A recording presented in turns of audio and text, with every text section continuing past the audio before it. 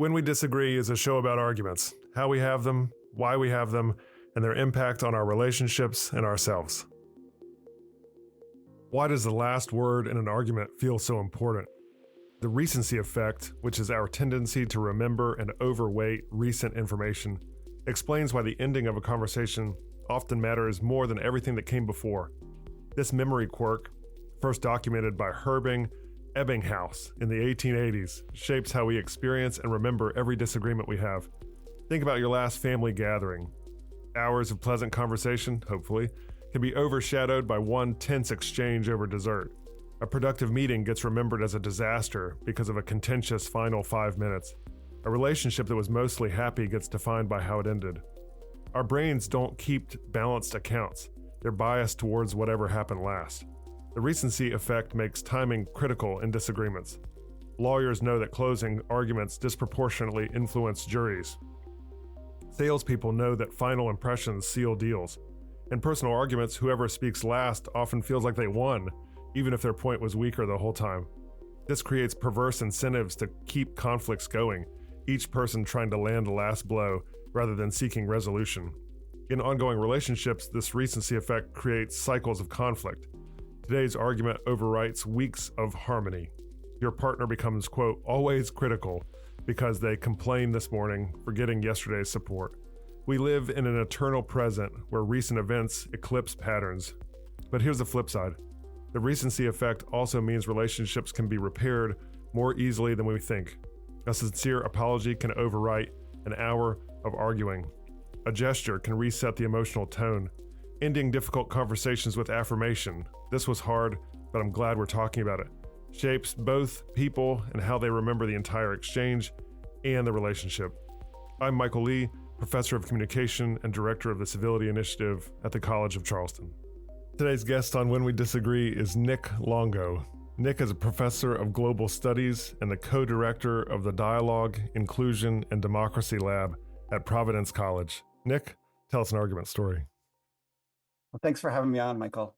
My argument story tells the story of my desire to create space on my campus for constructive dialogue. And it goes back to 2013, and our campus had a speaker coming on to campus.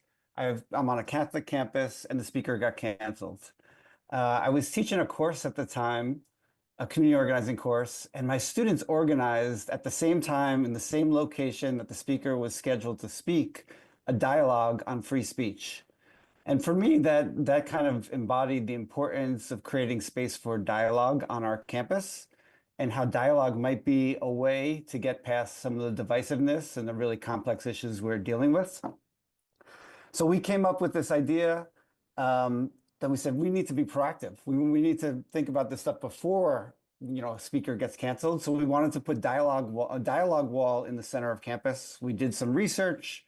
We saw that schools like IUPUI had a Democracy Plaza. We saw art examples like Candy Chang's Before I Die. And so we put together this proposal. We said we want to have a dialogue wall right in the center of campus. Had so many meetings, and what we got was no. It's not possible. Concerns about, folks writing something that's offensive, triggering, and making things worse. So at the end of that academic year, we were kind of where we started. We felt like we had a good idea, but didn't know how to move forward with it. Could you say more about the context of this 2013 cancellation of the speaker? Who was it? What were they going to talk about? And then how was that activating for you in the sense that you wanted to do more on campus to create a more inclusive free speech environment, and then leading into this dialogue wall?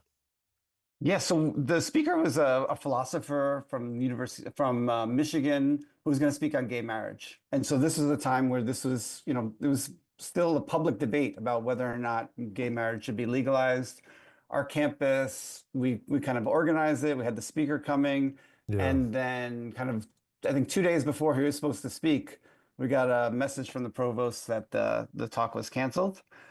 And so that kind of led us to what are our policies around this? What is our way that we can create space for dialogue? At the end of the year, we kind of felt like we didn't make much progress. And then a couple of years later, so this is where it kind of comes back around. A couple of years later, we had another national news story, another controversy. Okay. This time it was in the residence hall a resident, an RA, put up a bulletin board that said, marriage is between a man and a woman. And that again became a national news story about whether or not that bulletin board should come down. So this is kind of over a 4-year span, we had these two big national news stories where there was controversy on our campus. And so at that time, we brought back this idea of a dialogue wall and kind of approached it in a different way. How did you come to the idea of a dialogue wall as a solution to these controversies and more? Yeah, so we had a small pilot example in 2013. A couple of our students organized kind of posters around campus, and they asked some questions, and they said, what should we be talking about on campus? What does my college degree mean? And it was kind of their capstone project. And it kind of ignited a bunch of conversations. So then we did some research and saw these other examples. We realized that, this isn't going to be the silver bullet, but this was one potential solution. When we returned to it in 2018, we kind of had two different insights. One was, instead of starting with the center of campus, let's start with a pilot example. And so we used the wall right outside my office and said, hey, can we start it here? And then the other thing that we did was we said, we're going to embed this in a course. So we went into a course. There was a course on public art. A group of students helped us come up with the guidelines for the wall. And then I was teaching a course the next semester with Quincy Beverly, who's my co-director of the Dialogue, Inclusion, and Democracy Lab. And we said, we'll use that course as a way to get the first wall started on campus. And in 2018, we got the approval to do it, and we embedded this project in the course.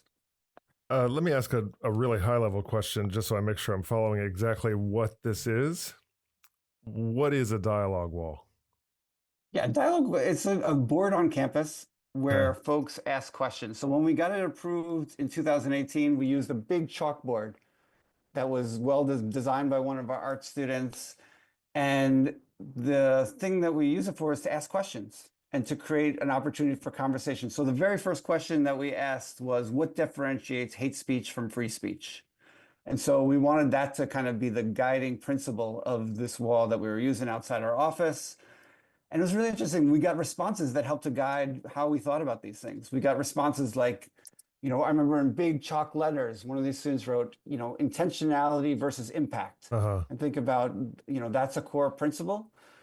And it kind of brought me to, Martin Buber talks about this idea of the narrow ridge. And so the kinds of questions we ask can allow us as a community to start being in that narrow ridge, being in that space for dialogue, being in that space for conversation, which is kind of the space between objective truth and complete subjectivity. It's a space where we're co-creating meaning. And so we use these boards as a space to do that and ask a rotating set of questions. Say more about these questions. And then I want to come back to Buber's narrow ridge, and I love that you dropped subjective versus objective truth in there. We're going to come back to that. Let's flag that and come back to that in just a second. Martin Buber grounds a lot of the work I do. I read him in graduate school, but these dialogue walls we were talking a lot about, but it's really a project-based learning opportunity. And what I think it does is it helps our students, and we have a group of student fellows who come up with the questions. And what they're learning how to do is to name and frame questions. They're learning to name issues, right? Like, so what do we need to be talking about on our campus? And what's timely? And then also, once we decide this is an important topic, how do we frame a question in a way that people on all sides of an issue will feel comfortable responding to it? So the kinds of questions people ask are, everything from, what does democracy mean to you? Bigger picture questions to like, how do we depolarize our political environment? So really thinking about getting some strategies. We have things like, what are your hopes for the year at the beginning of the year? What's your favorite song or movie?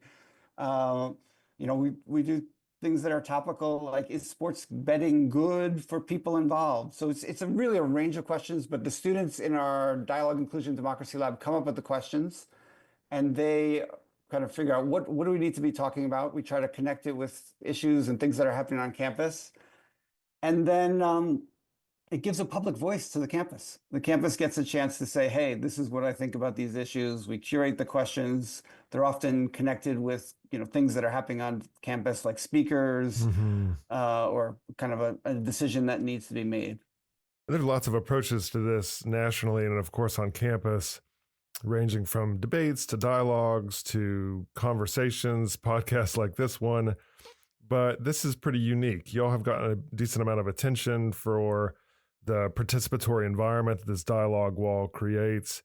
Tell me about your highest hopes for the dialogue wall, and maybe for art as a connection, as a place of connection in a polarized world. And then I want to transition to say, what hopes did you have that have not been met, or how would you change art generally in terms of connection, and then also the dialogue wall specifically? Yeah, and our hopes are very much started as and continue to be to create a culture on campus where people feel like their voice matters, Mm-hmm. where they can talk across differences, where they can learn to ask questions, and they could learn to, appreciate folks who disagree with them and say, hey, just because we disagree doesn't mean we can't work together to solve a problem. And so I think we need lots of different tools on our campuses. Public art is one example. Dialogue walls are another example. Different kinds of civil discourse programs are other models for doing this. The thing that we've seen with the dialogue walls, which have been success, so we started 2018 outside of our office, and now it's kind of grown to where we have 7 different walls on campus. We now have one in the middle of our student center, which was our original goal. And then just this year, we opened a new nursing school. The nursing school is an $80 million new building on campus, a big investment. And without even talking to us, the design team put a dialogue wall in the center of that new building. So one of the things I think we're seeing and what we're hoping for is like to change the culture of campus and to make it so that everyone's thinking about how do we use public space to promote dialogue? Mm-hmm. How do we invite students to ask questions, and how do we give the community a public voice about things that matter to them? One thing that you're doing in practice that I'm interested in very generally is that in this polarized culture where there's this emphasis on dialogue and new connections, whether that's in a political space or frankly in the dating world, there's been so much attention on having better conversations and, even more specifically, asking good questions. You have a lot of experience now, both asking hopefully good questions as well as teaching folks to do so in a way that invites engagement on these dialogue walls. So, to put it broadly, how do you ask a good question? Yeah, well, that is a good question. And it's, I think of as an educator, as a facilitator, questions are your default position. So you've got to bring curiosity and humility. So I think part of asking a good question is that kind of mindset. But then it's also a skill development. So this is something that we can teach students to do. How do you ask questions where there is an open-ended opportunity for folks? You're not going to ask a leading question where it's like, why don't you agree with the thing that I already think, Mm-hmm. right? You're asking a question that invites people to think about things they hadn't thought about before. And then I think the other thing that you ask questions, especially when you're starting a relationship and you're building towards something, is questions that invite stories, right? Mm-hmm. So I think stories are our connecting point. So asking questions that ask people to share their stories are a way to find a common ground that gets us to a space that we can then talk about more polarized issues. So if you're thinking about something like immigration, let's start with the stories of all of our immigration stories. And then maybe we move towards, after we've built some relationship, think about, okay, what are the policy ramifications? What do we do about this? But starting with stories. So I think part of the craft of asking questions is thinking about the question as an invitation. And it's an invitation for people to share stories, to explore, to have fun, and to co-create. Are there topics that are difficult to ask those kinds of invitational questions around, or is that just a failure of us to be creative in the way that we ask questions? I think there are topics that are more difficult. And I think you asked before about the limitation of the dialogue walls. Mm-hmm. I think topics like the war in Gaza, where there's very polarized views, where the walls don't always allow for nuance, right? They don't allow for complexity. So there are certain topics that doesn't work as well. Topics where there's a really kind of heated, in the moment passions around, it's a lot harder to use those kinds of topics, both on the dialogue wall and in general, in kind of creating questions for conversation. So there are certainly kind of limit situations for dialogue and for question asking. To press on that a bit, this comes back to the larger point that I wanted to get to, what you called the narrow ridge, linking to Martin Buber between individual stories and our subjective experience than what you might call objective or factual truth. And then the limitations, the practical limitations of the wall. And so you mentioned tough spaces for the wall to engender this kind of invitation. It has space limits. And so how, if we're using good questions to invite stories, but the wall functions as more of like a Twitter X in the sense that you can't get your full story out there, then how is that invitation accepted? Yeah, well, we've learned a couple of things. One of the things is that these kind of interventions work best when they're complemented with like in-person conversations. So as one example, our campus does this series called With Mutual Respect. And it's kind of to have the difficult conversations and where we think about different viewpoints. The first topic was probably the most difficult topic for our campus to talk about, was about abortion.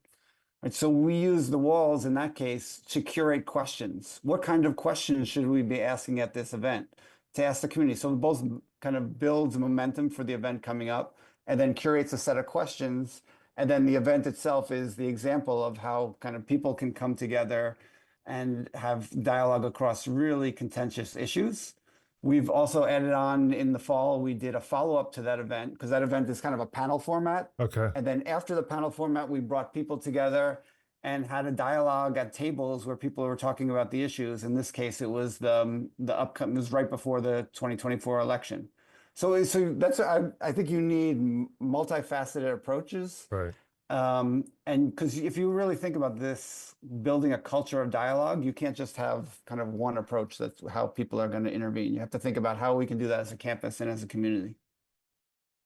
As we close, let's close on the high level here and talk about Buber's narrow ridge. Why is that such an important concept for you in this work?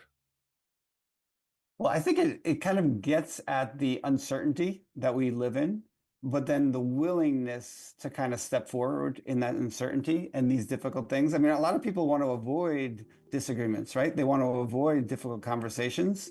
It comes up from time to time on this show.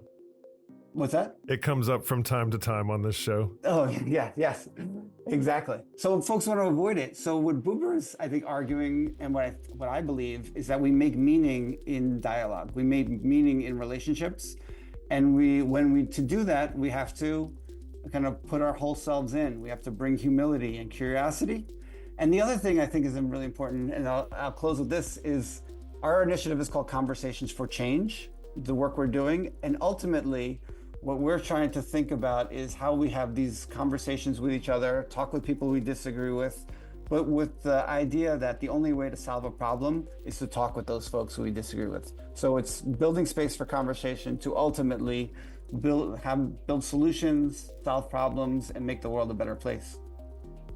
Nick Longo, thank you so much for coming on When We Disagree. Thanks for having me, Michael. When We Disagree is recorded at the College of Charleston with creator and host Michael Lee. Recording and sound engineering by Jesse Kunz and Lance Laidlaw.